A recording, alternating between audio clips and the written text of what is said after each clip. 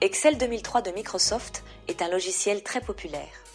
Il permet de présenter, d'organiser et d'analyser des données de manière efficace.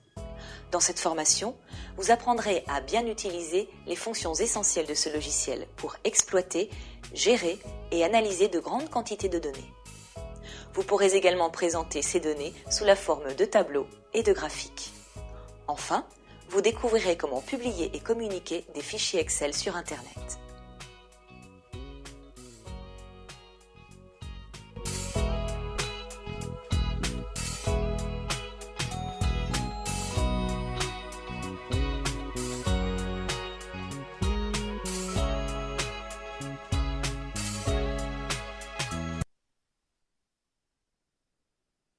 Vous souhaitez effectuer des calculs à partir des données de votre feuille de calcul?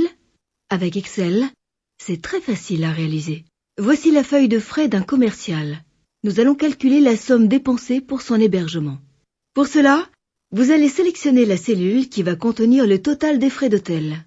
Allez-y, cliquez sur la cellule E17. L'outil Somme automatique va effectuer l'addition de toutes les valeurs contenues dans les cellules de la colonne Hôtel. La formule somme de E2 à E16 s'affiche dans la cellule E17, ainsi que dans la barre de formule. La formule comprend un signe égal, l'opération à effectuer ici, une somme, et entre parenthèses, les cellules utilisées dans l'opération, dans notre cas, les cellules de E2 à E16. J'appuie sur la touche Entrée pour valider cette formule, et le total apparaît. C'est plus simple et plus rapide qu'une calculatrice. Excel propose également d'autres fonctions. Ouvrez s'il vous plaît le menu déroulant attenant à l'outil Somme automatique.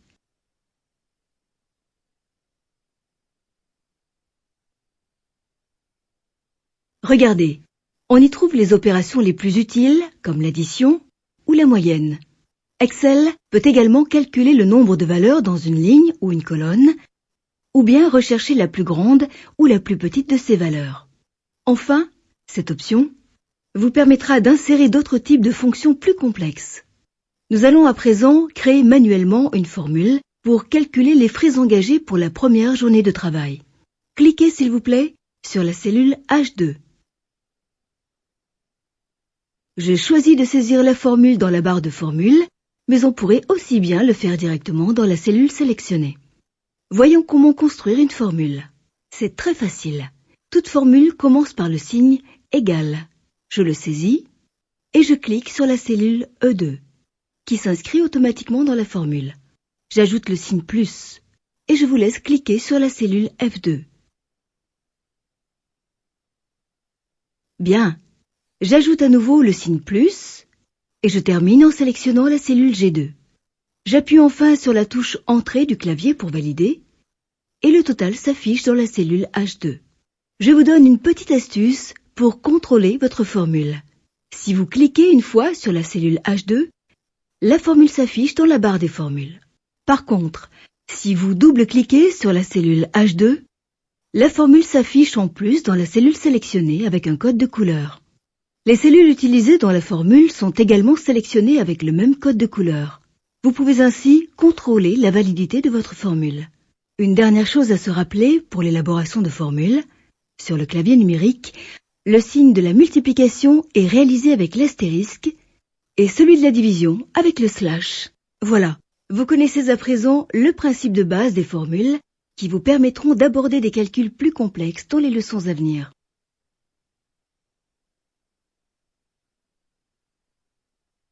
Vous devez effectuer automatiquement la moyenne des frais de repas.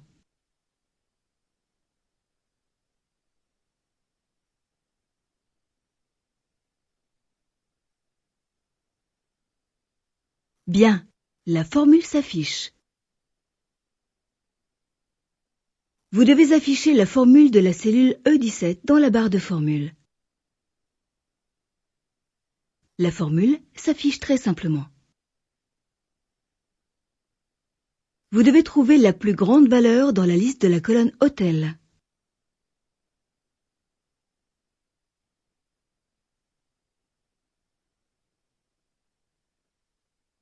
Regardez, je vous montre la voie.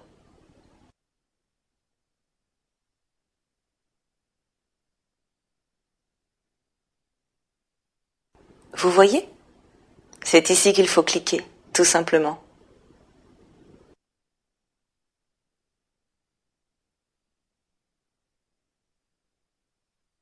Vous voyez la flèche?